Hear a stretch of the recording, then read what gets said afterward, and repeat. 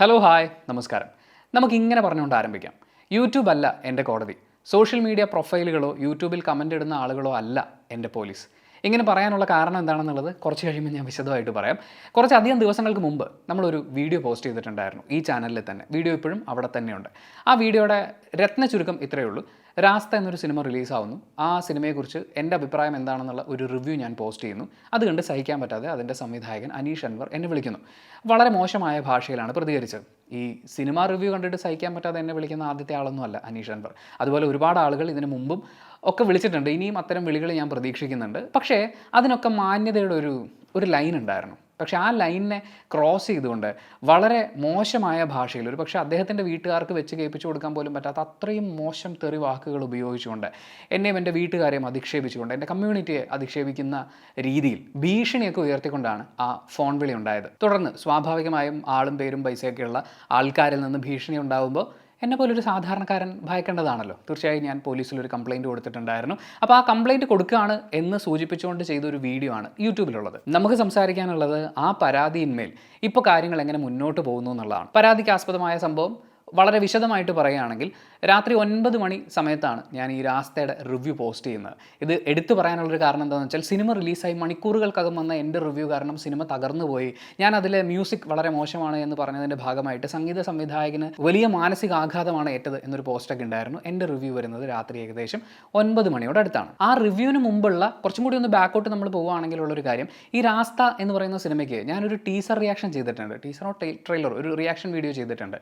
അങ്ങനെ reaction video ചെയ്യാമോ എന്ന് ചോദിച്ച് ആ സിനിമയുടെ എഴുത്തുകാരിലൊരാൾ, അതിൻ്റെ PR വർക്ക് ചെയ്തിട്ടുള്ള ആൾക്കാർ, ഇവരൊക്കെ എനിക്ക് മെസ്സേജ് അയച്ചുകൊണ്ടിരിക്കുകയാണ്. അങ്ങനെയാണ് ഞാൻ ആ റിയാക്ഷൻ വീഡിയോ ചെയ്യുന്നത്. ആ റിയാക്ഷൻ വീഡിയോ ചെയ്യുമ്പോൾ അതിന് ഞാൻ പൈസ വാങ്ങിച്ചിട്ടില്ല കേട്ടോ. ആ ഒരു കാര്യം കൂടി ഒന്ന് സൂചിപ്പിച്ചോട്ടെ. ഇപ്പോൾ പെയ്ഡും മറ്റേ റിയാക്ഷൻ ചെയ്യുന്നതൊക്കെ വലിയ പാതകം പോലെ പല ആളുകളും കാണാറുണ്ട്. റിയാക്ഷൻ വീഡിയോസ് എന്ന് പറയുന്നത്, ഡീകോഡിങ് വീഡിയോസ് എന്ന് പറയുന്നത് പ്രൊമോഷണൽ വാല്യൂ ഉള്ള ഒരു കോണ്ടൻറ്റാണ്. അത് ചെയ്യുമ്പോൾ അത് ഞാൻ വളരെ വൃത്തിക്ക് ചെയ്യുന്ന ഒരാളാണ്. എൻ്റെ ട്രെയിലർ ഡീകോഡിങ്ങിനെ കുറിച്ച് എനിക്ക് അത്രയും അഭിമാനത്തോടു കൂടി തന്നെ പറയാൻ പറ്റും. വളരെ വൃത്തിക്ക് ചെയ്യുന്ന ആളാണ്. ഒരുപാട് ആളുകൾ അത് ചെയ്തു തരാമോ എന്ന് ചോദിച്ച് ഇപ്പോഴും എനിക്ക് മെസ്സേജ് അയക്കുന്നുണ്ട്. അതായത് ഒരു പെർട്ടിക്കുലർ സിനിമയ്ക്ക് വേണ്ടി വർക്ക് ചെയ്ത ആൾക്കാർ തന്നെ, അതിൻ്റെ പിന്നണിയിലെ ആളുകൾ തന്നെ അത് ചെയ്യാമോ, അതിൻ്റെ പ്രൊമോഷണൽ വാല്യൂ മനസ്സിലാക്കിക്കൊണ്ട് എനിക്ക് മെസ്സേജ് അയക്കുന്നുണ്ട്. അങ്ങനെ ഞാൻ ഒരുവിധം എല്ലാം ഫ്രീ ആയിട്ട് തന്നെയാണ് ചെയ്യുന്നത്. പക്ഷേ നമുക്ക് ചെയ്യാൻ കുറച്ച് ബുദ്ധിമുട്ടുള്ളൊരു കാര്യമായതുകൊണ്ട് തന്നെ എല്ലാ സിനിമയ്ക്കും ട്രെയിലർ ഡീകോഡിംഗ് ഒന്നും ചെയ്യാറില്ല. എന്നാൽ അവർക്കതൊരു വലിയ ആവശ്യമാണ് എന്ന് തോന്നുമ്പോൾ എന്നോട് ചോദിക്കാറുണ്ട് അത് പെയ്ഡായിട്ടാണെങ്കിലും ചെയ്യാമോ എന്ന്. അതിനൊരു പ്രൊമോഷണൽ വാല്യൂ ഉള്ളതുകൊണ്ട്, എൻ്റെ ഹാർഡ് വർക്ക് അതിനകത്ത് ഞാൻ ഇൻവെസ്റ്റ് ചെയ്യുന്നതുകൊണ്ട്, ഞാൻ വൃത്തിയായി ചെയ്യുന്നു എന്നുള്ളതുകൊണ്ട്, നിങ്ങൾ ആസ്വദിക്കുന്നതുകൊണ്ട് ആ വർക്ക് ചെയ്യുന്നതിന് 1-2 വട്ടം ഞാൻ പണം വാങ്ങിയിട്ടുണ്ട്. അതിലൊരു തെറ്റുണ്ടെന്ന് എനിക്ക് തോന്നുന്നില്ല. കാരണം ആ കോണ്ടന്റ് ഞാൻ ചെയ്യുന്നുണ്ടെങ്കിൽ അത് 100% സത്യസന്ധമായി ആത്മാർത്ഥതയോടുകൂടി വേറെ ഇൻഫ്ലുവൻസുകളൊന്നും ഇല്ലാതെയാണ് നിങ്ങളുടെ മുന്നിലേക്ക് എത്തിക്കുന്നത്. അത് ചെയ്യുന്നു എന്നുള്ളതിനാണ് ഞാൻ പണം വാങ്ങുന്നത്. അതുപോലെ മൂവി റിവ്യൂയുടെ കാര്യം വരുമ്പോഴും മൂവി റിവ്യൂ ഒരു കാരണവശാലും പെയ്ഡായിട്ട് ഈ ചാനലിൽ ചെയ്യില്ല. ആൻഡ് പ്രൊമോഷണൽ ആക്ടിവിറ്റീസ് പണം വാങ്ങി ഞാൻ ചെയ്തിട്ടുണ്ടെങ്കിൽ അത് റിവ്യൂവിനെ ഒരു തരത്തിലും ബാധിക്കില്ല എന്ന് 100% പറഞ്ഞ് മനസ്സിലാക്കിച്ചിട്ടാണ് അങ്ങനെ ഒരു പരിപാടി ഞാൻ ചെയ്തിട്ടുള്ളത്. രാസ്ത എന്ന സിനിമയിലേക്ക് വരുമ്പോൾ അതിൻ്റെ റിവ്യൂ ശരിയാക്കി കൊടുക്കാമോ, മറ്റെന്തെങ്കിലും കാര്യങ്ങൾ ചെയ്തു കൊടുക്കാമോ എന്ന് പറഞ്ഞിട്ട് ഞാൻ പണം വാങ്ങിയിട്ടില്ല. അപ്പോൾ ഈ റിയാക്ഷൻ വീഡിയോ ചെയ്യുമ്പോൾ ഈ സിനിമ എന്തൊക്കെയോ പ്രതീക്ഷിക്കാനുള്ളതാണ്, ഞാൻ തിയേറ്ററിൽ കാണാം എന്ന് ഞാൻ ആ വീഡിയോയിൽ പറയണമല്ലോ. എന്നോട് റിയാക്ഷൻ വീഡിയോ ചെയ്യാൻ പറയുന്നവർ ഞാൻ മൂവി കാണുമെന്നും അതിൻ്റെ സത്യസന്ധമായ റിവ്യൂ പോസ്റ്റ് ചെയ്യും എന്നുള്ളതും അവർക്ക് ഊഹിക്കാവുന്നതാണല്ലോ. മാത്രമല്ല ആ സിനിമയുടെ സംവിധായകൻ അനീഷ് അൻവർ ഇതിനു മുമ്പ് ചെയ്തിട്ടുള്ള ചക്കരയുടെ ഗർഭിണികൾ എന്ന സിനിമ ഞാൻ കണ്ടിട്ടുണ്ട്. എനിക്കത് ഇഷ്ടപ്പെട്ടിട്ടുള്ള സിനിമയാണ്. അതിൻ്റെ പ്രൊമോഷൻ്റെ ഭാഗമായിട്ട് ഞാൻ റേഡിയോ മാംഗോയിൽ വർക്ക് ചെയ്യുന്ന സമയത്ത് അദ്ദേഹത്തിൻ്റെയും ആ സിനിമയിലെ ഒരു അഭിനേത്രിയുടെയും കൂടിയുള്ള ഒരുമിച്ചുള്ളൊരു ഇൻ്റർവ്യൂ ഞാൻ എടുത്തിട്ടുണ്ട്. അങ്ങനെയാണ് ഇദ്ദേഹമായിട്ട് എനിക്ക് പരിചയം. അതുകൊണ്ട് തന്നെയാണ് നിങ്ങൾ ആ ഫോൺ കോൾ വീഡിയോ എടുത്ത് നോക്കുകയാണെന്നുണ്ടെങ്കിൽ അതിനകത്ത് അദ്ദേഹത്തിൻ്റെ പേര് സേവ് ചെയ്തിട്ടുണ്ട്. പിന്നെ അദ്ദേഹത്തിൻ്റെ ബഷീറിൻ്റെ പ്രേമലേഖനം എന്ന് പറയുന്ന സിനിമ റിലീസാവുന്ന സമയത്ത് RJ മഞ്ജു, RJ നിമിഷ്, ഇവർ രണ്ടുപേരും റേഡിയോ മാംഗോയിലെ RJs ആയിരുന്നു. അവരിരുവരും അതിലെ കേന്ദ്ര കഥാപാത്രങ്ങളെ അവതരിപ്പിച്ച ആക്ടേഴ്സിൻ്റെ ഇൻ്റർവ്യൂ എടുത്തിട്ടുണ്ട്. അത് ഷൂട്ട് ചെയ്തത്, എഡിറ്റ് ചെയ്തത്, അപ്ലോഡ് ചെയ്തത് ഞാനാണ്. അപ്പോൾ ആ സിനിമയുടെ റിലേറ്റഡ് എന്തെങ്കിലും കാര്യങ്ങൾ ചോദിച്ചിട്ടുണ്ടെങ്കിലേ ഉള്ളൂ. അപ്പോൾ അങ്ങനെ പരിചയമുള്ള ഒരാൾ. അപ്പോൾ അദ്ദേഹത്തിൻ്റെ സിനിമ കാണും എന്ന് ഞാൻ ഓൾറെഡി വീഡിയോയിൽ പറഞ്ഞിട്ടുണ്ട്. അപ്പോൾ പിന്നെ എന്തായാലും ഞാൻ സിനിമ കാണണ്ടേ. അങ്ങനെ രാസ്ത ഞാൻ കാണാൻ പോകുന്നു. തിയേറ്ററിൽ ആൾ കുറവായിരുന്നു എന്നുള്ളത് അതിൻ്റെ റിവ്യൂവിൽ പറഞ്ഞിട്ടുള്ളതാണ്. അത് ഈ നിമിഷം വരെയും ഞാൻ അങ്ങനെ തന്നെ പറയുന്നു. ഷോ തുടങ്ങുന്നതിന് മുമ്പ് ഞങ്ങൾ 3 പേർ ഷോ തുടങ്ങാൻ വേണ്ടിയിട്ട് ഇനിയും ആളുകൾ വന്ന് ടിക്കറ്റ് എടുക്കണം എന്നുള്ളൊരു രീതിയിൽ അവിടെ വെയിറ്റ് ചെയ്യേണ്ടി വന്നിട്ടുണ്ട്. എനിവേ, രാത്രിയാണ് വീഡിയോ പോസ്റ്റ് ചെയ്യുന്നത്. വീഡിയോ പോസ്റ്റ് ചെയ്തതിന് ശേഷം 10:30-ക്കുള്ള ഒരു സിനിമയ്ക്ക് ഞാൻ ബുക്ക് ചെയ്തിട്ടുണ്ടായിരുന്നു. ഏകദേശം ഒരു 10:15 മുതൽ ഇദ്ദേഹത്തിൻ്റെ നമ്പറിൽ നിന്നും അതുപോലെ മറ്റൊരു നമ്പറിൽ നിന്നും കൂടി ആവർത്തിച്ച് ഫോൺ വിളികൾ വന്നുകൊണ്ടിരിക്കുകയാണ്. ഈ കോൾ ഞാൻ അറ്റൻഡ് ചെയ്തതിന് ശേഷം മറ്റേ സേവ് ചെയ്യാത്ത നമ്പറിൽ നിന്നുള്ള കോളിൽ നിന്നു. അപ്പം മിക്കവാറും അവർ തന്നെ ആയിരിക്കും മാറി വിളിച്ചുകൊണ്ടിരിക്കുകയാണ്. അപ്പോൾ 10:30-ക്ക് തിയേറ്ററിൽ കയറുന്നതിന് തൊട്ട് മുമ്പ് കോൾ അറ്റൻഡ് ചെയ്തിട്ട് ഞാൻ പറഞ്ഞു, ഞാൻ തിയേറ്ററിലേക്ക് കയറുകയാണ്, പെട്ടെന്ന് പറയാമോ എന്ന്. അപ്പോൾ പെട്ടെന്നൊന്നും തീരില്ല എന്നൊക്കെ പറഞ്ഞ് ഒരു ഡയലോഗ് അങ്ങ് തുടങ്ങി. ഏകദേശം 1 മിനിറ്റ്, കൃത്യം 1 മിനിറ്റാണ് ആ കോൾ ഞാൻ സംസാരിച്ചിട്ടുള്ളത്. സംസാരിച്ച് തുടങ്ങുമ്പോഴേ ഇതിപ്പോഴൊന്നും അവസാനിക്കില്ല എന്ന് പറഞ്ഞ് തെറിവിളി തുടങ്ങുന്നു, ഭീഷണി തുടങ്ങുന്നു. നമ്മൾ ഈ സിനിമയ്ക്ക് കയറുന്നതിന് മുമ്പ് ഇമ്മാതിരി വർത്താനമൊക്കെ കേട്ട് കഴിഞ്ഞാൽ നമ്മുടെ മൂഡ് പോകും. ആ സിനിമ എൻജോയ് ചെയ്യാൻ പറ്റില്ല. ഞാൻ വളരെയധികം ആഗ്രഹിച്ച് കാണാൻ കയറുന്ന ഒരു സിനിമയാണ്. ഞാൻ സിനിമയ്ക്ക് കയറുന്നില്ല എന്ന് തീരുമാനിച്ച് പുറത്തേക്ക് ഇറങ്ങി. വീണ്ടും കോൾസ് വന്നുകൊണ്ടേ ഇരിക്കുകയാണ്. അങ്ങനെ എൻ്റെ കൂടെയുള്ള സുഹൃത്തിൻ്റെ ഫോൺ വാങ്ങിയിട്ട് അതിങ്ങനെ വെച്ചിട്ടാണ് ഞാൻ ഈ കോൾ റെക്കോർഡ് ചെയ്യുന്നത്. എൻ്റെ ഐഫോണാണ്, അതിൽ കോൾ റെക്കോർഡിംഗ് ഇല്ല. 2 തവണ ഞാൻ റെക്കോർഡ് ചെയ്തു. ഇതിനിടയിൽ ഒരുപാട് കോൾസ് വന്നുകൊണ്ടേ ഇരിക്കുകയാണ്. അപ്പോൾ ഈ ഒരു ഫോൺ കോൾ നേരത്തെ പറഞ്ഞ പോലെ കുറച്ച് ഭീഷണിയൊക്കെ ഉള്ളതാണ്. സ്വാഭാവികമായി ഒരു മനുഷ്യൻ പേടിക്കുന്നതാണ്. ഞാൻ നേരെ വീട്ടിലേക്ക് പോയിട്ട് ACPക്കും അതുപോലെ എളമക്കര SHOയ്ക്കും കൂടി ഒരു കംപ്ലയിൻറ്റ് ഇമെയിലായിട്ട് ഒരു കംപ്ലയിൻറ്റ് ടൈപ്പ് ചെയ്ത് അത് അയച്ചു. അത് അയക്കുമ്പോൾ ഏകദേശം 12 മണി കഴിഞ്ഞു. ആ സമയത്തൊക്കെ ഈ ഫോൺ കോൾ ഇങ്ങനെ വന്നുകൊണ്ടേയിരിക്കുകയാണ്. നിയമപാലകരെക്കുറിച്ച് പറയുമ്പോൾ പോലും പേടിയില്ലാത്ത ഒരാളെന്ന് പറയുമ്പോൾ സ്വാഭാവികമായും ഞാൻ പേടിക്കണ്ടേ. അങ്ങനെ പിറ്റേ ദിവസം നേരം പുലരുന്നവരെ എന്നെ സംബന്ധിച്ചൊരു കാളരാത്രിയായിരുന്നു. കുറേ ഓൺലൈൻ മീഡിയ സുഹൃത്തുക്കളൊക്കെ ഉണ്ട്. അപ്പോൾ അതിൽ ചിലർക്കെങ്കിലും എൻ്റെ താമസ സ്ഥലമൊക്കെ കണ്ടുപിടിക്കാവുന്നേ ഉള്ളൂ. ഇത് അത്ര വലിയ റോക്കറ്റ് സയൻസ് ഒന്നുമല്ല. അപ്പോൾ അങ്ങനെ കണ്ടുപിടിച്ച് വന്നാൽ എൻ്റെ വീട്ടിൽ അനിയത്തിമാരുണ്ട്, അതിലൊരാളുടെ കുഞ്ഞു കുട്ടിയുണ്ട്. ഈവൻ ഞാൻ പിറ്റേ ദിവസം രാവിലെ പരാതി കൊടുത്തതിന് ശേഷമാണ്, ആ വീഡിയോ പോസ്റ്റ് ചെയ്തതിന് ശേഷമാണ് എൻ്റെ വീട്ടുകാർ ഇങ്ങനൊരു സംഭവം അറിയുന്നത്. അതുവരെ അവരോട് പറഞ്ഞാൽ അവർ പാനിക്കാവുന്നതിനെ കുറിച്ചാണ് ഞാൻ ആലോചിച്ചുകൊണ്ടിരുന്നത്. അങ്ങനെ 2 തവണയായിട്ട് അറ്റൻഡ് ചെയ്ത 20 മിനിറ്റോളം ദൈർഘ്യമുള്ള തെറിവിളിയിൽ നിന്നാണ് ഏകദേശം ഒരു 3 മിനിറ്റ് വരുന്ന കുഞ്ഞു വീഡിയോ ഞാൻ യൂട്യൂബിൽ അപ്ലോഡ് ചെയ്തത്. അപ്പോൾ അതിൽ ഉപയോഗിച്ചിരിക്കുന്ന വാക്കുകൾ മുഴുവൻ തെറി വാക്കുകളാണ്. അതുകൊണ്ട് തന്നെ അത് മോണിറ്റൈസ് ചെയ്യാൻ പറ്റില്ല. അറിയാലോ, യൂട്യൂബിന് കുറച്ച് പോളിസീസ് ഒക്കെ ഉണ്ട്. ഇത്രയും മോശമായ ഭാഷ യൂട്യൂബിൽ ഇട്ട് കഴിഞ്ഞാൽ അതിൽ നമുക്ക് പൈസ വരില്ല. യൂട്യൂബ് തന്നെ അത് ചെക്ക് ചെയ്ത് നോക്കിയിട്ട് ഇത് ഈ പ്രായത്തിലുള്ള ആളുകൾക്ക് അല്ലെങ്കിൽ ഇന്ന പ്രായത്തിന് മുകളിലുള്ള ആളുകൾക്ക് മാത്രം സഹിക്കാൻ പറ്റുന്നതാണ്, അല്ലെങ്കിൽ ഒരു കമ്മ്യൂണിറ്റിക്ക് പ്രശ്നം ഉണ്ടാക്കുന്നതാണ് എന്നൊക്കെ തിരിച്ചറിഞ്ഞ് അവരതിൻ്റെ മോണിറ്റൈസേഷൻ ലിമിറ്റ് ചെയ്യും. പറഞ്ഞു വരുന്നത്, ആ വീഡിയോ യൂട്യൂബിൽ ഇട്ടതിൻ്റെ പേരിൽ ഞാൻ ഏതാണ്ട് വിറ്റ് കാശുണ്ടാക്കി എന്നൊന്നും വിചാരിക്കേണ്ട. അതിൽ നിന്ന് ടോട്ടൽ റവന്യൂ എന്ന് പറയുന്നത് നിങ്ങൾക്ക് തന്നെ കാണാം $15. ഈ $15 ഞാൻ ആർക്ക് വേണമെങ്കിലും കൊടുക്കാം. അദ്ദേഹത്തെ വിറ്റ് കാശാക്കി എന്നല്ലേ പറയുന്നത്. വേണമെങ്കിൽ ഞാൻ അദ്ദേഹത്തിനും കൊടുക്കാൻ തയ്യാറാണ്. അപ്പോൾ അത് വിറ്റ് കാശുണ്ടാക്കി എന്ന് പറയുന്ന പോലത്തെ ഡയലോഗായിട്ട് മുന്നോട്ട് വരരുത് പ്ലീസ്. രാത്രി ഈ കംപ്ലയിൻറ്റ് അയക്കുന്നു. അതിനുശേഷം രാവിലെ ഞാൻ പോലീസ് സ്റ്റേഷനിലേക്ക് പോവുകയാണ്. പക്ഷേ പോലീസ് സ്റ്റേഷനിലേക്ക് നമ്മൾ പോകുന്നു എന്ന് പറയുമ്പോൾ പോലും പോലീസുകാർ ഇതിനെ ഒരു ഈസി ഗോയിങ്, അവർക്ക് ചിലപ്പോൾ ഇതുപോലത്തെ കേസുകൾ ഒരുപാട് വരുന്നതുകൊണ്ട് അവരതിനെ ഈസിയായി കണ്ടാലോ. അപ്പോൾ എനിക്ക് എൻ്റെ സേഫ്റ്റി വേണ്ടേ, എനിക്ക് എന്തെങ്കിലും സംഭവിച്ചു കഴിഞ്ഞാൽ 4 പേര് അറിയണമല്ലോ ഇങ്ങനെ ഒരു ഭീഷണി എനിക്കുണ്ട് എന്നുള്ളത്. അപ്പോൾ അത് ബോധിപ്പിക്കാൻ വേണ്ടിയിട്ടാണ് ആ വീഡിയോ ഞാൻ യൂട്യൂബിൽ അപ്ലോഡ് ചെയ്യുന്നത്. എൻ്റെ ഒരു സേഫ്റ്റി മെഷർ എന്ന് വേണമെങ്കിൽ അതിനെ കാണാം. എന്തായാലും പോലീസ് സ്റ്റേഷനിൽ പോയി കംപ്ലയിൻറ്റ് കൊടുക്കുന്നു. കംപ്ലയിൻറ്റ് കൊടുത്ത് ദിവസങ്ങൾ ഇങ്ങനെ മുന്നോട്ട് പോയിക്കൊണ്ടിരിക്കുകയാണ്. ഇതിനിടയ്ക്ക് കോംപ്രമൈസ് ചെയ്യാം എന്ന് പറഞ്ഞ് സിനിമാ മേഖലയിൽ വളരെ പ്രഗത്ഭരും പ്രസിദ്ധരുമായിട്ടുള്ള ആളുകൾ എന്നെ വിളിക്കുകയും അതിനെന്താണ് വേണ്ടതെന്നൊക്കെ ചോദിക്കുകയും ചെയ്തിരുന്നു. ദിവസങ്ങൾ ഇങ്ങനെ മുന്നോട്ട് പോയിക്കൊണ്ടിരിക്കുകയാണ്. ഈ സംഭവത്തിന് വിറ്റ് കാശാക്കാൻ ഞാൻ ഉദ്ദേശിക്കുന്നില്ല എന്നുള്ളതുകൊണ്ടാണ് തുടരെ ഇതിനെക്കുറിച്ച് വീഡിയോസിലൊന്നും പറയാതിരുന്നത്. ഒരുപാട് പേര് കേസ് അപ്ഡേറ്റ് ചോദിക്കുന്നുണ്ടായിരുന്നു. ഇൻസ്റ്റാഗ്രാമിൽ ഞാൻ 1-2 വട്ടം അപ്ഡേറ്റ് ചെയ്തു. കാരണം അപ്ഡേറ്റ് ചെയ്യാനൊന്നും സംഭവിക്കുന്നില്ല. പോലീസുകാരുടെ അന്വേഷണം മുന്നോട്ട് പോവുകയോ അല്ലെങ്കിൽ അതുമായി ബന്ധപ്പെട്ടിട്ടുള്ള അപ്ഡേറ്റ്സ് നമ്മളെ അറിയിക്കുകയോ അങ്ങനെയുള്ള കാര്യങ്ങളൊന്നും സംഭവിക്കുന്നില്ല. മാത്രമല്ല എൻ്റെ അടുത്ത് ഇത് കോംപ്രമൈസ് ചെയ്യാമോ എന്ന് വിളിച്ച് ചോദിച്ച ആളോട് ഞാൻ പറഞ്ഞതും, ഇതിൽ എനിക്ക് ഹേർട്ടായ 3 ഫീലിങ്സ് ഇതാണ്. അതിൽ തന്നെ ഏറ്റവും പ്രധാനപ്പെട്ട എൻ്റെ ലൈഫിൽ ഇതുവരെയുള്ള പൊളിറ്റിക്സും ഞാൻ വിശ്വസിക്കുന്നതായിട്ടുള്ള കാര്യമാണ്. ജാതി പേര് വിളിച്ചുകൊണ്ട്, അതിപ്പം ഈവൻ എന്നെ എന്നല്ല വേറെ ഏതെങ്കിലും ഒരു ജാതിയിൽപ്പെട്ട ആളെയും അങ്ങനെ അഭിസംബോധന ചെയ്യുന്നതിനോട് എനിക്ക് യോജിപ്പില്ല. അങ്ങനെ നമ്മൾ കുറച്ച് കാണാൻ പാടില്ല, അത് വിളിച്ച് ശീലിക്കാനും പാടില്ല. എന്നെ ഭയങ്കരമായിട്ട് ഹേർട്ട് ചെയ്ത കാര്യങ്ങളൊന്നതാണ്. 2 അമ്മയെ വിളിച്ചത്. 3-മതാണ് എന്നെ പേടിപ്പിച്ചത് വരുന്നത്. ഒരു വെളുപ്പിന് 4 മണി 5 മണി വരെയൊക്കെ ഞാൻ ഉറങ്ങാതെ പേടിച്ചിരിക്കുകയായിരുന്നു. അപ്പം ഈ 3 കാര്യങ്ങളാണ്. ഇത് വീഡിയോ ചെയ്ത്, അതായത് ഓൾട്ടർ ചെയ്ത്, ഞാനിങ്ങനെയൊന്നും വിചാരിച്ചിട്ടില്ല എന്നൊക്കെ പറയുന്ന സാധനങ്ങൾ ആഡ് ചെയ്യുന്നതിനോട് എനിക്ക് യോജിപ്പില്ല. അതൊരു ന്യായം പറച്ചിലായിപ്പോവും. ഓൾട്ടർ ചെയ്യാതെ ഒരു വീഡിയോ ആയിട്ട് പുള്ളിയുടെ സോഷ്യൽ മീഡിയ ഹാൻഡിലിൽ ഷെയർ ചെയ്ത് കഴിഞ്ഞാൽ പരാതി പിൻവലിക്കാം. അങ്ങനെയാണ് ഞാൻ വിചാരിക്കുന്നത്. ഇന്നലെ അതിൻ്റെ പ്രൊഡ്യൂസർ എൻ്റെ അടുത്ത് വിളിച്ച് സംസാരിച്ചിരുന്നു. അദ്ദേഹത്തിന് എന്താണ് ചെയ്യാൻ പറ്റുമെന്ന് എന്നോട് ചോദിച്ചിരുന്നു. പക്ഷേ അങ്ങനെ ഒരു ചെയ്യൽ അല്ലെങ്കിൽ അത് വേറെ ഏതെങ്കിലും രീതിയിൽ കോംപ്രമൈസ് ആക്കുക, അതിനോട് എനിക്ക് താല്പര്യമില്ല. ഇത് ഞാൻ ജനുവരി 7-ാം തീയതി അയച്ച മെസ്സേജാണ്. അതിനുശേഷം ഇതെന്താണ് ഈ ചാറ്റ് ഞാൻ കാണിക്കാത്തതെന്ന് ചോദിച്ചു കഴിഞ്ഞാൽ അദ്ദേഹത്തിൻ്റെ പേര് വെളിപ്പെടുത്തേണ്ട ഒരു ആവശ്യമുണ്ടെന്ന് എനിക്ക് തോന്നുന്നില്ല. കാരണം ഇത് സോൾവ് ചെയ്യാൻ ശ്രമിച്ച ഒരാളായിട്ടാണ് ഞാൻ ഈ നിമിഷം വരെയും അദ്ദേഹത്തെ കാണുന്നത്. അപ്പോൾ ആവശ്യമില്ലാത്ത ആളുകളുടെ പേര് ഇതിലേക്ക് വലിച്ചഴക്കുന്നതിനോട് എനിക്ക് യോജിപ്പില്ലാത്തതുകൊണ്ട് അതിലേക്ക് നമ്മൾ പോകുന്നില്ല. എന്നെ കോംപ്രമൈസ് ചെയ്യാൻ വിളിച്ച എല്ലാവരോടും ഞാൻ പറഞ്ഞത്, എനിക്കിതൊരു പ്രശ്നമാക്കി ഇതൊരു വലിയ ഇഷ്യൂ ആക്കി മാറ്റണം എന്ന ആഗ്രഹമൊന്നുമില്ല. എന്നെ വിളിച്ച വിളികൾ അനീതിയാണ്, എനിക്ക് സംഭവിച്ച ദ്രോഹമാണ്. അതിന് നിയമപരമായി മറുപടി ഉണ്ടാവണം. അതല്ലെങ്കിൽ മാപ്പ് പറച്ചിലുണ്ടാവണം. തുറന്ന മനസ്സോടുകൂടി ഏറ്റു പറഞ്ഞിട്ടുള്ള മാപ്പ് പറച്ചിലുണ്ടാവണം. ഇത്ര ഞാൻ പറഞ്ഞിട്ടുള്ളൂ. എന്തായാലും ഈ പറച്ചിലിൻ്റെ പുറകെ ഇതിങ്ങനെ നീണ്ടുകൊണ്ടിരിക്കുകയാണ്, എവിടെ എത്തുന്നില്ല. കുറേ ദിവസങ്ങൾ കഴിഞ്ഞിട്ടും പോലീസിൻ്റെ ഭാഗത്തു നിന്ന് യാതൊരു അനക്കവും ഇല്ലാതെ തന്നെ തുടർന്ന് ഞാൻ എൻ്റെ വക്കീൽ മുഹമ്മദ് ഇബ്രാഹിമിനോട് സംസാരിച്ചു. അദ്ദേഹം കോടതി വഴി മൂവ് ചെയ്യാനാണ് സജസ്റ്റ് ചെയ്തത്. അങ്ങനെ കോടതിയിൽ നമ്മളൊരു മൂവ് നടത്തി. കോടതി നമുക്ക് അനുകൂലമായിട്ടാണ് പറഞ്ഞത്. പോലീസുകാർ അന്വേഷിച്ച് റിപ്പോർട്ട് സമർപ്പിക്കണം. സ്വാഭാവികമായിട്ടും അതൊരു സന്തോഷമുള്ള കാര്യമാണ്. എന്തായാലും ഇന്നത്തെ ലേറ്റസ്റ്റ് അപ്ഡേറ്റ്, ഞാൻ ഈ വീഡിയോ ചെയ്യുന്നത് 27-ാം തീയതിയാണ്. ഇന്നത്തെ അപ്ഡേറ്റ് എന്ന് പറയുന്നത് പോലീസ് FIR ഇട്ടിട്ടുണ്ട് എന്നുള്ളതാണ്. ഇതിൻ്റെ ഇടയിൽ ഈ കോംപ്രമൈസിൻ്റെ ഭാഗമായിട്ട് വിളിച്ച ആളുകൾ അത്രയും അവരുടെ കോംപ്രമൈസ് ടോക്കിനിടയിൽ പറയുന്ന വളരെ പ്രധാനപ്പെട്ട ഒരു പോയിന്റ് ഉണ്ട്. ഈ അപേക്ഷയിൽ പൊതിഞ്ഞ ഭീഷണി എന്ന് വേണമെങ്കിൽ നമുക്കതിനെ കരുതാം. അതായത് നിങ്ങൾ ഇങ്ങനെ ഒരു കേസുമായിട്ട് പോകുമ്പോൾ അവർക്ക് വേണമെങ്കിൽ നിങ്ങൾക്കെതിരെ എത്ര കേസുമായിട്ട് പോവാം. ഇപ്പോൾ പ്രൊഡ്യൂസറിന് 1.5 കോടി നഷ്ടം വന്നു, ഡിഫമേഷൻ എന്ന് പറഞ്ഞ് നിങ്ങളുടെ പേരിൽ പലയിടത്തായിട്ട് അദ്ദേഹം കേസുകൾ കൊടുത്താൽ നിങ്ങൾ ഓടി നടക്കണ്ടേ എന്ന് പറയുന്ന ഒരു കാര്യമാണ്. ഒരു സിനിമയെക്കുറിച്ച് അഭിപ്രായം പറഞ്ഞു എന്നുള്ളതിൻ്റെ പേരിൽ അത്തരം ഒരു പരാതി കൊടുക്കുകയാണെങ്കിൽ ആ പരാതിയും അതുമായി ബന്ധപ്പെട്ടിട്ടുള്ള കേസും നേരിടാൻ ഞാൻ 100% ഒരുക്കമാണ്. അതുപോലെ തന്നെ പുള്ളിക്ക് വേണമെങ്കിൽ പല കേസുകളും കൊടുത്ത് നിങ്ങളെ ഓടിക്കാമായിരുന്നു, പക്ഷേ അതും ചെയ്യുന്നില്ലല്ലോ എന്നുള്ള രീതിയിലുള്ള സംസാരങ്ങൾ, ഞാൻ പറയുന്ന എക്സാക്ട് വേർഡ്സ് അല്ല, പക്ഷേ അതിനകത്തെ ധ്വനി ഇതായിരുന്നു, കള്ളക്കേസുകൾ കൊടുത്ത് ഒതുക്കാം എന്ന് പറയുന്നൊരു സംഭവം. തീർച്ചയായും അങ്ങനെ വരുന്ന പരാതികളെയും കേസുകളെയും നേരിടാൻ ഞാൻ ഒരുക്കമാണ്. കാരണം ഇവിടുത്തെ നീതിന്യായ വ്യവസ്ഥയിൽ എനിക്ക് വിശ്വാസമുണ്ട്. നേരത്തെ പറഞ്ഞ കാര്യമാണ്, യൂട്യൂബ് അല്ല എൻ്റെ കോടതി. അതുകൊണ്ടാണ് ഓരോ ദിവസവും വന്ന് ഇതിൻ്റെ അപ്ഡേറ്റ് ഇങ്ങനെ എല്ലാ ദിവസവും ഒരുപാട് കാര്യങ്ങൾ ഇതുമായിട്ട് ബന്ധപ്പെട്ട് സംഭവിക്കുന്നുണ്ട് കേട്ടോ. കഴിഞ്ഞ ദിവസം സംഭവിച്ചൊരു കാര്യം എന്ന് പറയുന്നത്, ഞാൻ പോസ്റ്റ് ചെയ്ത ആ വീഡിയോ, അതിനകത്ത് ആ വീഡിയോയിൽ അനീഷ് അൻവർ തന്നെ പറയുന്നത് നിനക്ക് ധൈര്യമുണ്ടെങ്കിൽ ഇത് അപ്ലോഡ് ചെയ്യൂ എന്നാണ്. അപ്പോൾ പുള്ളി ആവശ്യപ്പെട്ടൊരു കാര്യമാണ്. മാത്രമല്ല അത് കോടതിയുടെ പരിഗണനയിലിരിക്കുന്ന ഒരു കേസിലെ തെളിവും കൂടിയാണ്.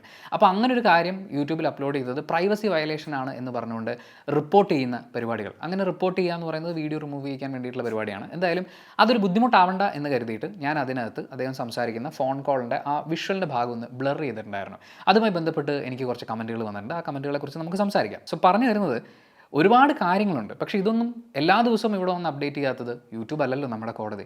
കോടതി വഴി ഒരു അപ്ഡേറ്റ് ഉണ്ടാകുമ്പോൾ പോലീസിൻ്റെ കയ്യിൽ നിന്ന് പറയത്തക്ക ഒരു നീക്കമുണ്ടായെന്ന് തോന്നുമ്പോഴല്ലേ എനിക്കൊരു വീഡിയോ ചെയ്തൊരു കേസ് അപ്ഡേറ്റ് ചെയ്യാൻ പറ്റുള്ളൂ. ഇന്ന് അങ്ങനെ ഒരു ദിവസമാണ്, അതുകൊണ്ട് ഇങ്ങനൊരു വീഡിയോ ചെയ്യുന്നു. അതുപോലെ തന്നെ സോഷ്യൽ മീഡിയയിൽ നമ്മളെ അറിയുന്ന ഒരുപാട് ആളുകളുണ്ട്. അതുപോലെ തന്നെ യൂട്യൂബിൽ ഇപ്പോൾ കമൻറ്റ് ബോക്സിൽ നമ്മളെ സ്നേഹിക്കുന്ന ആളുകളുണ്ട്, അല്ലാത്ത ആളുകളുണ്ട്. അപ്പോൾ അവരൊന്നും നടപടി എടുക്കേണ്ട കാര്യമല്ലല്ലോ, ഇത് പോലീസിൻ്റെ ഭാഗത്ത് നിന്ന് നടപടി ഉണ്ടാവേണ്ട കാര്യമല്ലേ.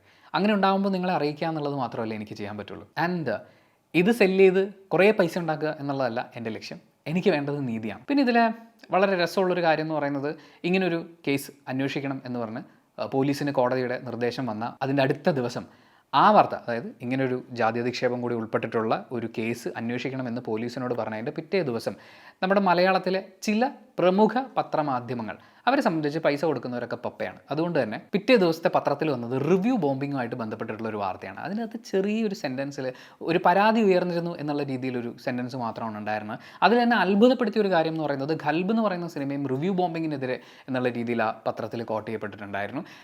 ഖൽബിന് തിയേറ്റർ കിട്ടുന്നില്ല എന്ന് പറഞ്ഞുകൊണ്ട്, ആൾക്കാർക്ക് കാണാൻ പറ്റുന്നില്ല എന്ന് പറഞ്ഞുകൊണ്ട്, പ്രമുഖ റിവ്യൂവേഴ്സ് ഒന്നും ഞങ്ങളുടെ സിനിമ കണ്ടിട്ടില്ല എന്നൊക്കെ പറഞ്ഞുകൊണ്ട് പത്രസമ്മേളനത്തിൽ അതുമായി ബന്ധപ്പെട്ടിട്ടുള്ള ആളുകൾ സംസാരിക്കുന്നത് കേട്ടതായി എനിക്കൊരു ഓർമ്മയുണ്ട്. അതുമാത്രമല്ല, പല സിനിമകളും നമ്മളോട് റിവ്യൂ ചെയ്യുമോ എന്ന് ചോദിച്ച് ഇങ്ങോട്ട് റിക്വസ്റ്റ് വരുന്നതുമാണ്. അങ്ങനെ തിയേറ്റർ കിട്ടാനില്ല, ആളുകൾ കാണാനില്ല എന്ന് പറഞ്ഞ ഒരു സിനിമയ്ക്ക് റിവ്യൂ ബോംബിംഗ് തകർച്ചയ്ക്ക് കാരണമാവുന്നു എന്ന രീതിയിൽ ഒരു ടാഗ് വരുന്നത് അതിൻ്റെ പ്രൊഡ്യൂസർ അറിഞ്ഞിട്ടുണ്ടോ എന്ന് എനിക്ക് സംശയമുണ്ട്. അപ്പോൾ അങ്ങനെ ഇരിക്കുമ്പോൾ നേരത്തെ പറഞ്ഞ കള്ളക്കേസ് ഭീഷണിയൊക്കെ ഉണ്ടല്ലോ, അങ്ങനെ എന്തെങ്കിലും ഒരു പരിപാടി വന്ന് ഞാൻ അകത്ത് പോയാൽ തിരിച്ചിറങ്ങി വരുമ്പോഴേക്കും ഈ പത്രമാധ്യമങ്ങളൊക്കെ കൂടി എന്നെക്കുറിച്ച് ഉണ്ടാക്കി വെക്കുന്ന ഇമേജ്, കള്ളക്കേസ് നമുക്ക് കോടതിയിൽ പ്രൂവ് ചെയ്യാൻ പറ്റും. കോടതി വിധി എന്താണെങ്കിലും നമ്മുടെ പേര് വരാൻ പോകുന്നത് വേറെ രീതിയിലായിരിക്കും. സോ ഈ പറഞ്ഞ പ്രമുഖ പത്രമാധ്യമങ്ങൾ എല്ലാവരും അല്ല കേട്ടോ ഞാൻ പറയുന്നത്, വളരെ വളരെ വളരെ കുറച്ച് പത്രമാധ്യമ സ്ഥാപനങ്ങളെക്കുറിച്ചാണ്. അപ്പോൾ ഇതെല്ലാം കൊണ്ട് നമ്മൾ പേടിക്കണമല്ലോ. പണമുണ്ട്, സ്വാധീനമുണ്ട്, മാധ്യമങ്ങളുണ്ട്, സ്വാഭാവികമായി എനിക്ക് പേടിയുണ്ട്. പക്ഷേ നേരിടാൻ തന്നെയാണ് തീരുമാനം. ആൻഡ് ഇതുമായിട്ട് ബന്ധപ്പെട്ട് കമൻറ്റ് ബോക്സുകളിൽ ഈ പണമിടപാട് പരിപാടികളൊക്കെ കുറേ ആൾക്കാർ കമൻറ്റ് ചെയ്യുന്നുണ്ട്. ഞാൻ പണം വാങ്ങിച്ചിട്ടില്ല, ഇന്ന് വരെ പണം വാങ്ങിച്ച് റിവ്യൂ ചെയ്തിട്ടുമില്ല. പണം വാങ്ങി ഉണ്ണി വ്ളോഗ്സ് സിനിഫൈൽ എന്ന് പറയുന്ന ചാനലിൽ ഒരു റിവ്യൂ പോസ്റ്റ് ചെയ്തിട്ടുണ്ട് എന്ന് നിങ്ങൾ തെളിവടക്കം സ്ഥാപിക്കുകയാണെങ്കിൽ, അത് തെളിയിക്കുകയാണെങ്കിൽ, റിവ്യൂ എന്ന് പറയുന്ന പരിപാടി ഞാൻ ഇവിടെ വെച്ച് നിർത്താം. ഇനി ഇതുമായിട്ട് ബന്ധപ്പെട്ട് ഈ സിനിമയിൽ സംഗീത സംവിധായകൻ പോസ്റ്റ് ചെയ്ത ഒരു ഫേസ്ബുക്ക് പോസ്റ്റ് ഉണ്ട്, അതിനൊരു റിപ്ലൈ തരണമെന്ന് ഞാൻ അന്നേ വിചാരിച്ചതാണ്. പക്ഷേ എല്ലാം കൂടി കയറി അങ്ങ് റിയാക്ട് ചെയ്യാന്ന് പറയുന്നത് ഞാൻ സിനിമയെ ആക്രമിക്കാൻ ഇറങ്ങിയെന്ന് അങ്ങ് വിചാരിക്കണ്ടല്ലോ. പക്ഷേ ഇത് ഞാനിപ്പോൾ മറുപടി പറയേണ്ടതാണെന്ന് എനിക്ക് തോന്നുന്നു. ഡിയർ ഫ്രണ്ട്സ്, ഞാൻ അവിൻ മോഹൻ സിതാര, സംഗീത സംവിധായകൻ മോഹൻ സിതാരയുടെ മകനാണ്. അനീഷ് അൻവർ സംവിധാനം ചെയ്ത രാസ്ത എന്ന സിനിമ കഴിഞ്ഞ 5-ാം തീയതി റിലീസായിട്ടുണ്ട്. ഞാനായിരുന്നു സംഗീത സംവിധായകൻ. മോഹൻ സിതാര എന്ന പേര് അത്രയധികം ബഹുമാനത്തോടുകൂടി സ്നേഹത്തോടുകൂടി മനസ്സിൽ സൂക്ഷിക്കുന്ന ഒരാളാണ് ഞാൻ മാത്രമല്ല, മലയാളികളിൽ ബഹുഭൂരിപക്ഷം എന്ന് പറയണോ, മുഴുവൻ തന്നെ നമുക്ക് പറയാം. ആൻഡ് അവിൻ മോഹൻ സിതാര സംഗീത സംവിധാനം നിർവഹിച്ചിട്ടുള്ള സക്കറിയുടെ ഗർഭിണികളിലെ പാട്ട് അതിന്നും ട്രെൻഡിങ് ആണ്. എനിവേ പോസ്റ്റിലേക്ക് വരാം. ഞാൻ അനീഷ് അൻവറിൻ്റെ തന്നെ സക്കറിയുടെ ഗർഭിണികൾ എന്ന സിനിമയിലൂടെയാണ് സിനിമയിലേക്ക് വന്നത്. കൂടാതെ അനീഷ് അൻവറിൻ്റെ കൂടെ കുംഭസാരം, ബഷീറിൻ്റെ പ്രേമലേഖനം, ഗ്രാൻഡ് ഫാദർ ഒക്കെ സംഗീത സംവിധായകനായി വർക്ക് ചെയ്തിട്ടുണ്ട്. രാസ്ത എന്ന സിനിമ കഴിഞ്ഞ ദിവസം ഇറങ്ങിയ 4-5 മണിക്കൂറിൽ തന്നെ ഒരു റിവ്യൂ ഇറങ്ങുകയുണ്ടായി. ആ റിവ്യൂവിൽ ആ സിനിമ തീരെ കൊള്ളില്ല, എൻ്റെ മ്യൂസിക് തീരെ കൊള്ളില്ല, ഭയങ്കര മോശം മ്യൂസിക് എന്ന് പറഞ്ഞത് എന്നെ മാനസികമായി വളരെ തളർത്തി. ഇതിൽ ഒരു പോയിന്റ് എനിക്ക് ക്ലിയർ ചെയ്യാനുള്ളത്, 4-5 മണിക്കൂറിൽ തന്നെ എൻ്റെ റിവ്യൂ വരുന്നത് രാത്രി 9 മണിക്കാണ്. ആൻഡ് മ്യൂസിക് ഈ സിനിമയിൽ എനിക്ക് മോശമായി അനുഭവപ്പെട്ടു എന്ന് പറഞ്ഞത് സത്യസന്ധമായിട്ട് തന്നെ പറഞ്ഞാണ്. റിവ്യൂ പറയുന്നതിൽ ഞാൻ അഡ്മിറ്റ് ചെയ്യുന്നു. പക്ഷേ ഇത് നമ്മുടെ സിനിമയെ ടാർഗറ്റ് ചെയ്തുകൊണ്ട് ഡീഗ്രേഡ് ചെയ്യാനുള്ള ശ്രമമായിട്ടാണ് റിവ്യൂ കണ്ടപ്പോൾ തോന്നിയത്. ഒരു ബ്രീത്തിങ് സ്പേസ് പോലും കൊടുക്കാതെ 4-5 മണിക്കൂറിൽ തന്നെ റിവ്യൂ പറഞ്ഞതാണ് എന്നെ മാനസികമായി വളരെ തളർത്തിയത്. എനിക്ക് ഇപ്പോഴും മനസ്സിലാവുന്നില്ല അത് ഏത് റിവ്യൂ ആണെന്നുള്ളത്. പോസ്റ്റിൻ്റെ ബാക്കി അതിൽ ഞാൻ ചെയ്ത 3 പാട്ടുകളും ടീസറും ട്രെയിലറിൻ്റെ യൂട്യൂബ് ലിങ്കും ഇതിൻ്റെ കൂടെ അയക്കുന്നു. നിങ്ങളെല്ലാവരും ഒന്ന് കാണണം. അത് കണ്ടിട്ട് അതിൻ്റെ അഭിപ്രായം എന്നെ അറിയിക്കണം. പാട്ടുകളും ടീസറും ട്രെയിലറും കാണുമ്പോൾ നിങ്ങൾക്ക് സിനിമയിലെ മ്യൂസിക്കിലെ ഏകദേശം രൂപം മനസ്സിലാകുമെന്ന് കരുതുന്നു. എന്നിട്ട് സിനിമ കാണാൻ തോന്നുകയാണെങ്കിൽ നിങ്ങൾ സിനിമ ദയവ് ചെയ്ത് കാണണം.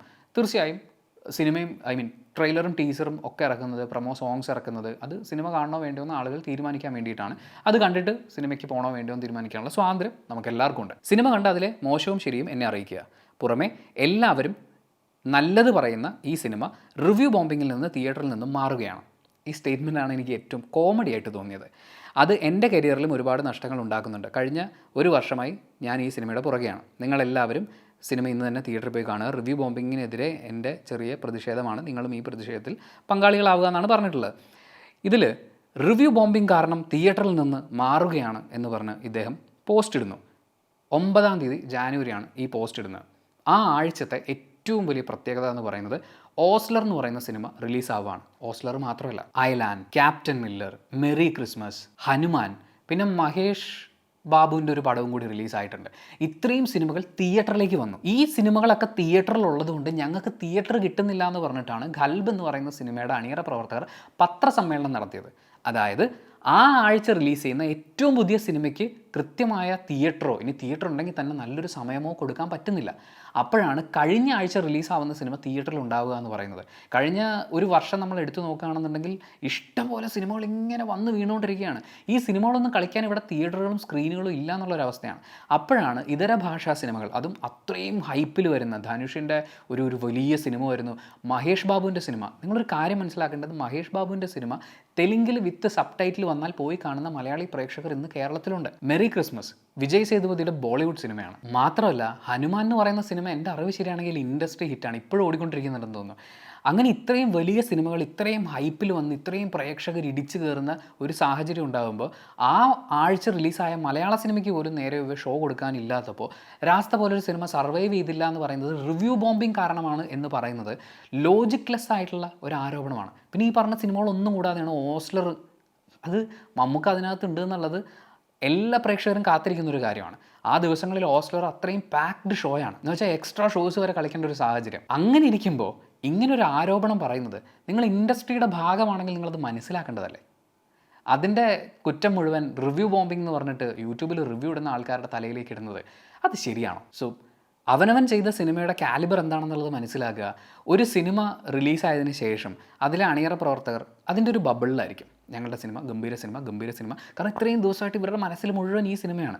അപ്പോൾ അങ്ങനെ ഒരു ഫീൽ ഉണ്ടാവും. പക്ഷേ ഇത് പുറത്തിറങ്ങിക്കഴിഞ്ഞ് പ്രേക്ഷകർ ഓരോ അഭിപ്രായം പറയുമ്പോൾ അതാണ് അല്ലെങ്കിൽ അങ്ങനെ സംഭവിച്ചിട്ടുണ്ടോ എന്നൊക്കെ ചെക്ക് ചെയ്യാൻ വേണ്ടി ആ ബബിളിൽ നിന്ന് പുറത്തേക്ക് ഇറങ്ങുന്നത് വളരെ നന്നായിരിക്കും എന്ന് തോന്നുന്നു. അങ്ങനെ വരുമ്പോഴാണ് ഇത്തരത്തിലുള്ള പ്രതികരണങ്ങൾ ഉണ്ടാകുന്നത്. ഇനി കുറച്ച് യൂട്യൂബ് കമൻ്റ് ആക്രമണം കൂടി പറയണമെന്ന് തോന്നുന്നു. അതുകൂടി പറഞ്ഞിട്ട് ഞാൻ ഈ വീഡിയോ വൈൻഡപ്പ് ചെയ്യാം. അതായത് ഈ സംവിധായകൻ ചീത്ത വിളിച്ചു എന്നുള്ള കാര്യം ഞാൻ പബ്ലിക്കായി പറഞ്ഞതിന് ശേഷം എൻ്റെ ചാനലിൽ പല വീഡിയോസിൻ്റെയും താഴെയായി റിപ്പീറ്റായി കോപ്പി പേസ്റ്റ് കമൻറ്റുകൾ അടിക്കുന്ന കുറേ അക്കൗണ്ടുകൾ വന്നു. വളരെ മോശമായി എന്നെക്കുറിച്ചും എൻ്റെ അമ്മയെക്കുറിച്ചും വരെ പ്രതിപാദിക്കുന്ന അക്കൗണ്ടുകൾ. ചിലത് ഞാൻ സ്ക്രീൻഷോട്ട് എടുത്ത് വെച്ചു. സ്ക്രീൻഷോട്ട് എടുത്തിട്ട് അവസാനം എനിക്ക് മനസ്സിലായി ഇതൊരു തൊഴിലായി സ്വീകരിച്ചിട്ടുള്ള ആളുകളാണ് ഈ കമൻറ്റ് ഇട്ടുകൊണ്ടിരിക്കുന്നത്. ഒരു പക്ഷേ പലരുടെയും ഫേക്ക് അക്കൗണ്ടുകളും ആയിരിക്കാം. എന്തായാലും അത്തരത്തിൽ കമൻ്റ് ഇടുന്ന ആളുകളെ ഞാൻ ചാനലിൽ നിന്ന് ഹൈഡ് ചെയ്യാണ് ഉണ്ടായത്. അതിനുശേഷം ആയിട്ട് ചേർന്ന് ഞാനൊരു റീൽ റിയാക്ഷൻ ചെയ്തിട്ടുണ്ടായിരുന്നു. അതിൻ്റെ താഴെ വന്ന കമൻറ്റാണ്. ആ കമൻറ്റ് ഞാൻ വായിച്ചിട്ട് ഞാൻ അതിനുള്ള മറുപടി പറയാം. രാസ്തയുടെ ഡയറക്ടറിൻ്റെ മാനസിക നില ചൂഷണം ചെയ്ത് മാക്സിമം പ്രൊവോക്ക് ചെയ്ത് അദ്ദേഹത്തിനെ കൊണ്ട് മനഃപൂർവ്വം തെറി പറയിപ്പിച്ചു. എൻ്റെ പൊന്നു കൂട്ടുകാരാ, ഇതിപ്പോൾ നിങ്ങൾ ആരുടെ ഫേക്കാണെന്ന് പറഞ്ഞാലും ഇനിയല്ല കാശ് വാങ്ങിയിട്ട് കമൻ്റ് ഇടുന്ന ആളാണെന്ന് പറഞ്ഞു കഴിഞ്ഞാലും എൻ്റെ പൊന്നു ചേട്ടാ, എൻ്റെ കയ്യിൽ കൃത്യമായിട്ടുള്ള കോൾ റെക്കോർഡിങ്സ് ഉണ്ട്, ടൈമിംഗ് ഉണ്ട്, എല്ലാ തെളിവുകളും ഉണ്ട്, നിങ്ങളല്ല കോടതി, അത് ഞാൻ കോടതി തെളിയിച്ചോളും. ഉണ്ണിക്ക് അത് അധിക്ഷേപമായി തോന്നിയിരുന്നെങ്കിൽ അദ്ദേഹത്തിൻ്റെ ആ ഫോൺ കട്ട് ചെയ്ത് നമ്പർ ബ്ലോക്ക് ചെയ്യാമായിരുന്നു. ശരിയാണ്, ഒരു പെൺകുട്ടി ഒരു മോശം കമൻറ്റ് കേൾക്കുമ്പോൾ ആദ്യം അവളുടെ 2 ചെവിയിലും മുരുക്കി ഒഴിക്കണം. അതാകുമ്പോൾ പിന്നെ അവൾ കമൻറ്റ് കേൾക്കില്ലല്ലോ. നിങ്ങളെ ഒരാൾ അസഭ്യം പറയാമെന്ന് പറഞ്ഞു കഴിഞ്ഞാൽ അത് കേൾക്കുന്നിടത്തു നിന്ന് ഓടി രക്ഷപ്പെടുക എന്നുള്ളതല്ല. ഇത് നിങ്ങളുടെ നാടാണ്, നിങ്ങളുടെ ഭൂമിയാണ്, നിങ്ങളുടെ മണ്ണാണ്.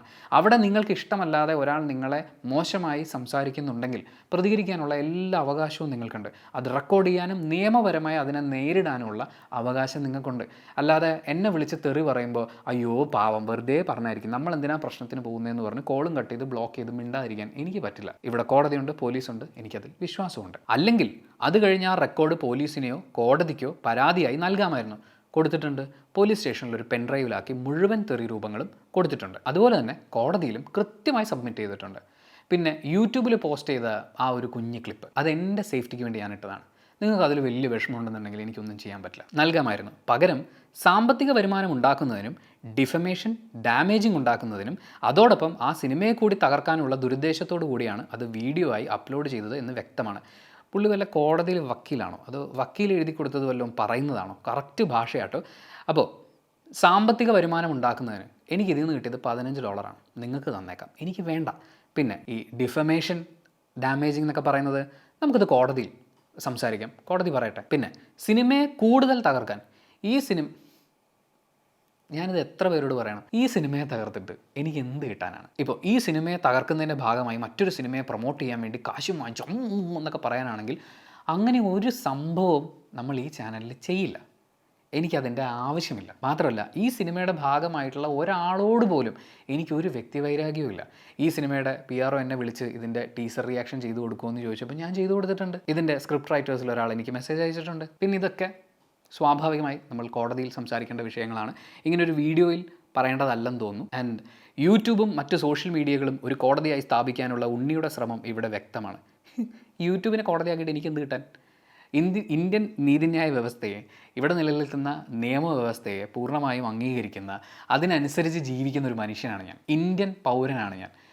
എനിക്ക് യൂട്യൂബിനെ കോടതിയാക്കേണ്ട ആവശ്യമൊന്നുമില്ല. പിന്നെ യൂട്യൂബിനെ കോടതിയാക്കി മാറ്റാൻ ഉണ്ണി അങ്ങ് ശ്രമിച്ചു കഴിഞ്ഞാൽ ഈ കമൻ്റൊക്കെ ഉണ്ടല്ലോ, ഇത് വളരെ ചൈൽഡിഷായ അല്ലെങ്കിൽ അതിനേക്കാൾ ബുദ്ധിശൂന്യമായ കമൻറ്റുകളും ആരോപണങ്ങളുമാണ്. അർഹിക്കുന്ന പുച്ഛത്തോടു കൂടി തന്നെയാണ് കാണുന്നത്.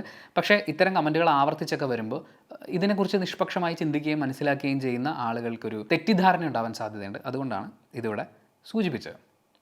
സോ അത്രയാണ് ഈ കേസിൻ്റെ അപ്ഡേറ്റ് എന്ന് പറയുന്നത്. നിലവിൽ പോലീസ് FIR ഇട്ടിട്ടുണ്ട്. ഞാൻ നേരത്തെ പറഞ്ഞ കള്ളക്കേസ് പരിപാടികൾ അതുപോലെയുള്ള കാര്യങ്ങൾ നമ്മൾ എന്തായാലും നമ്മുടേതായിട്ടുള്ള പ്രിക്വേഷൻസ് എടുക്കുന്നുണ്ട്. ബാക്കി തീരുമാനിക്കാനുള്ളത് കോടതിയാണ്. കോടതി എന്ത് തീരുമാനിച്ചാലും ആ തീരുമാനങ്ങൾക്കൊപ്പം നിൽക്കാൻ തന്നെയാണ് ഞാൻ ആഗ്രഹിക്കുന്നത്. അല്ലെങ്കിൽ അത് തന്നെയാണ് എൻ്റെ തീരുമാനം. ബാക്കി കോടതി പറയട്ടെ. അപ്പോൾ thank you so much for watching this video. By.